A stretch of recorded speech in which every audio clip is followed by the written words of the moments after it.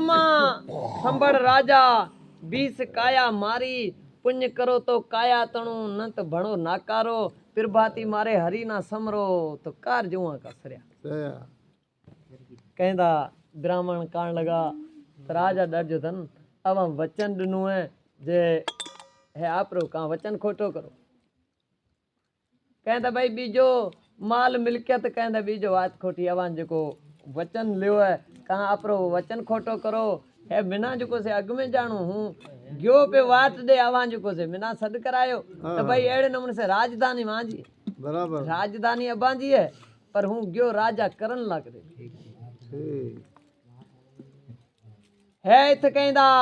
राजा डर जो धन डिठा ते बे हूँ वचन पे करे हेडियो है की गा भले है केड़े नमूने से राजा डर जो धन हले कहंदा आपरी रानी से बात करे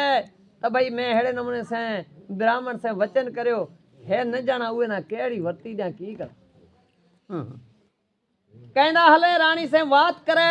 राजा डर जो धन की कथन वारो बात करे बावेरी छंबा